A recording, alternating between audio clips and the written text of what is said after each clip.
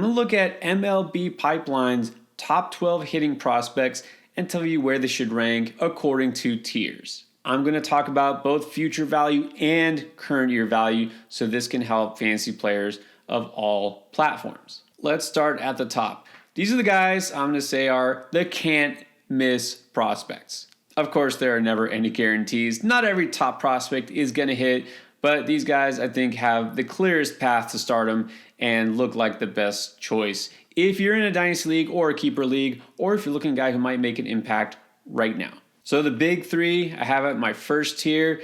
Well, these guys have basically been battling it out for number one in terms of their position. They've been kind of going back and forth. Last year, we saw Jackson Chourio as the number one prospect for MLB. And then Jackson Holliday has been up there, still up there for some. And now in a lot of people's rankings, we see Wyatt Langford has taken over as top prospect. And he might be the guy who has the most value. After a decorated career at Florida, this guy's done it all. Hit not just for average, got power that a lot of people feel could make him a perennial 30 home run hitter. And he does have plus speed. I don't know if it's more, as far as base running game speed or if it's base stealing speed, but I think this is a fair comp to say that he could be the next Kyle Tucker. And some people feel he might even have better plate discipline than Tucker. Really, the only question with Langford is, when is he going to become a regular in the Rangers lineup? Because that offense is pretty loaded. And there's another guy I'm actually going to talk about pretty soon that might be ahead of him right now. And then with Chourio, the talent is there. 5 tools. Yeah, definitely.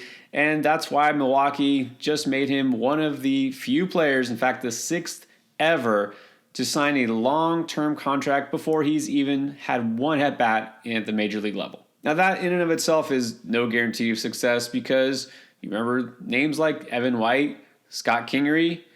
Yeah, those guys had those guaranteed contracts before they even played in the majors.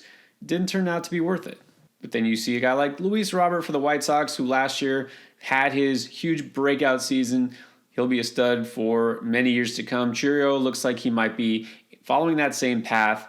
And if anything, this guarantees he's got a spot, and he'll probably be playing this year despite his young age. And then the same goes for legacy Jackson Holliday, son of Matt Holliday. Again, just because he's super young does not mean he won't be on the O's this year. Has a chance in spring training to get a roster spot, and once he's in the lineup, he might never leave. If there was any question about Holliday, it would be, what is his power ceiling? And he has surprised people by hitting the ball so hard, so early. And again, we don't know really what his ceiling might be yet because he is so young. But everything is there for him, every single tool. He can play shortstop or second base. He's got the arm. He's got the mobility, plus speed, plus hit tool, plus power, plus everything. It used to be when a guy was 20, 21 years old, you're going to have to sit and wait. Not anymore. All of that is out the window. These guys could definitely make an impact in the 2024 season.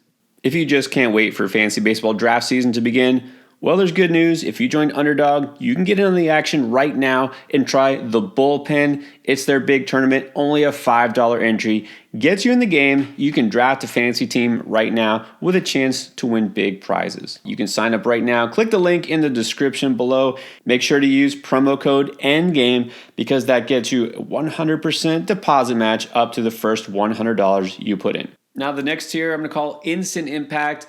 I predict that these players will be doing something in the 2024 season. They'll be not only making regular plate appearances, but hitting for power, hitting for average. They may not be on their way to superstardom just yet, and it is possible, but I have them just a peg below those first 3. Talk about a guy who made a career for himself in college. Dylan Cruz literally got on base every single game.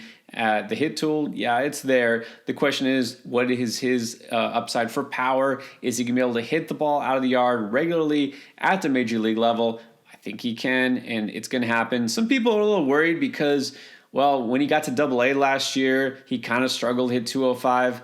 Again, we're talking about a guy who has all of 159 plate appearances in the minor league level over the course of half a year. I'm not worried yet. And then Tampa, always willing to give their young players a shot. It looks like they're settling on Junior Caminero as the answer at third base. That seems like a pretty good choice. He was already smoking the ball hard toward the end of last season when he debuted. Will he lift the ball enough to become a true power hitter, especially having to play half his games at the Trop? Well, it might take a little bit of time for him to become a true slugger, if that's what he's going to turn out to be. At the same time, if you have a hitter who's getting you batting average, who can get his share of doubles, and he's going to drive in runs in that lineup, I still think we have a very high ceiling. And while Wyatt Langford might be the highest prospect of the Rangers, Evan Carter might be the better fantasy pick this year for redraft. In fact, I'm really high on him. Some people are concerned about his power. They're saying, in fact, if you look at his TLDR on Fangraphs as far as his prospect rating, he's got the soft skills but doesn't have the power to be a true superstar. Maybe that's true. I mean, we'll see when it's all said and done what kind of power he has. Now, on the one hand, you could say, well, just last year in 75 plate appearances, he had 5 home runs. If you prorate that, we're talking about a 4 home run season. Of course, if you think that way, you're going to make a lot of mistakes on draft day. So I'm not saying he's a 40 home run hitter. I'm just saying it's too early to say he doesn't have the power when he's also very limited in terms of age and experience. A lot of times, these scouting reports aren't always accurate. But even if he winds up being a 20 home run hitter, I'm okay with that if he's a 300 hitter.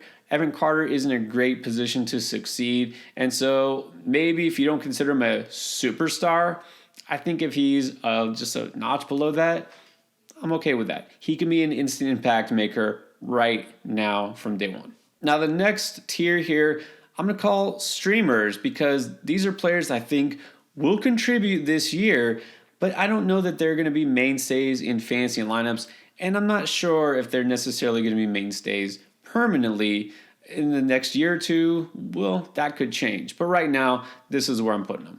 Jordan Lawler is a very interesting prospect here, high up, obviously, on the prospect rankings, but you got to wonder if it's somebody who's going to be better in a real-life situation than a fantasy situation. Lawler is kind of a glove-first prospect. He does have nice speed, and he can hit for average.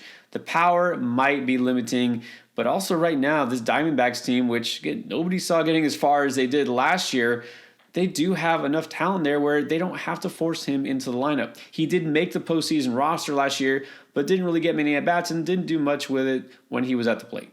If he does wind up taking over at shortstop, I think there will be times where he'll be helpful, but I don't think it's going to be on a consistent basis, at least just yet. And then a player I'm kind of squeezing in here, to be honest. He's not top 12 in terms of MLB pipelines overall. He's just a little bit below, but if I'm looking just at hitters, I'm including him. It's Brooks Lee from Minnesota. This is a player I really want to dig into a little bit more. I'm going to keep an eye on.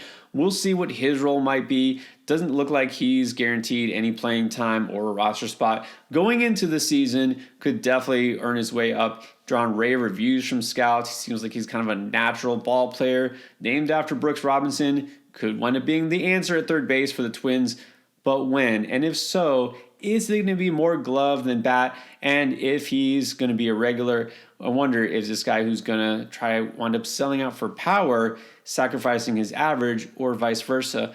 I kind of don't know with him. I'm a little undecided, so I'm putting him in this category because I think he's somebody who has promise, but I'm not really sold on yet. And then let's go down to the risk-reward category. Sure, you could say that applies to all these guys, but I'm going to say high risk and potentially high reward. Risk of bust, but these guys have a lot of talent, so we'll see if it comes together. Starting with James Wood. Some people think he's potentially the next Ronald Acuna. Some people think he's the next Joe Adele. He's built more like Adele, I'll tell you that. Got a huge frame, got a huge swing, has not yet showed huge holes in his swing, but again, has not had experience at the major league level. So we'll see how he handles major league pitching. But I will say, for a guy who has the kind of power he does, has not had a high strikeout rate. And he actually is a really good runner, a plus runner, could wind up easily being a 20-20 threat, maybe 30-30. But the risk here is that he gets exposed by high velocity, by pitchers who start feeding him breaking balls that he's not used to handling. And so Wood is somebody who we're really going to have to wait and see. Definitely worth stashing, definitely worth keeping an eye on. But again, we can't assume that he's going to just become a superstar because the tools are there. And the same thing goes for Pete Crow Armstrong, who is in the Cubs system now. Got a taste of the majors last year. Didn't go well at all. He was definitely overmatched. Obviously, we got time, right? You can figure it out.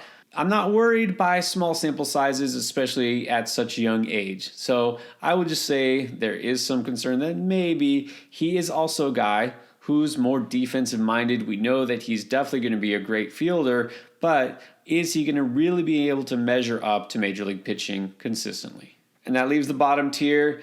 I'm going to do this in a two-pronged way. These guys either could be busts or it's just too soon. Now, I'm not slapping that bust label on these guys. I'm not saying I don't believe in them. I'm just saying this year, I have no interest in picking them up. And I will say that next year, it's still going to be some risk. First is Ethan Salas for the Padres. Well, I'll just say this. A lot of times, these prospect rankings, they will emphasize defense a lot more than fantasy owners would want. He might wind up being a guy who's much more valuable in reality than in fantasy, but also we shouldn't even be thinking about this kid just yet. Unless you're in a deep dynasty league, he's going to be, 18 this year? I'm sure the bat will be there, especially at the catcher position. He seems like he's a kid who could wind up being a star, but in fantasy, really, there's no reason to even think about him until at least 2025, maybe even 26. And then I have to put another Padre on here, Jackson Merrill. Merrill's been very highly touted, but this is another case of a guy who might wind up being more of an all-around kind of player who does more in real life on the diamond than he does at the plate or for fantasy. He's got decent speed, but not really a base stealer. The power, not quite sure if it's going to really develop into more than a 15 home run kind of guy at the most. I've seen the comp made that he's basically like an infield version of Michael Brantley, good player who just retired. That's a pretty complimentary thing here. If he can get the kind of batting average, on-base skills of Brantley. But again, this is a guy who's going to be good, but maybe not great, or at least not elite for sure in fantasy. He's also a player I feel is just maybe one more year away from doing anything for the big club. Despite the fact that the bottom of that Padres lineup looks pretty awful right now, I still think he doesn't do more than make a late season call-up. And the last one here, I'm kind of walking back one of my earlier picks of Marcelo Mayer for the Boston Red Sox. He did make the cut just barely from my top 12 hitting prospects, but I'm not sure if he's there anymore. I know he hasn't really done much to change my mind because he's not started, but I will just say there are some concerns here. Some people maybe using injuries as an excuse for him not hitting too well last year.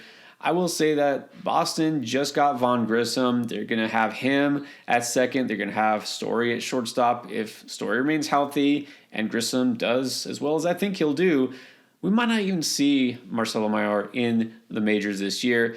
And I think he still does have something to prove. Digging into it more, there are some questions about his plate discipline overall, over what his ceiling actually is. So while there is still some promise and some hope here, I just think it's going to be too early for him. If you didn't catch that top 12 hitter prospects video or my pitchers, well, you can catch them right here.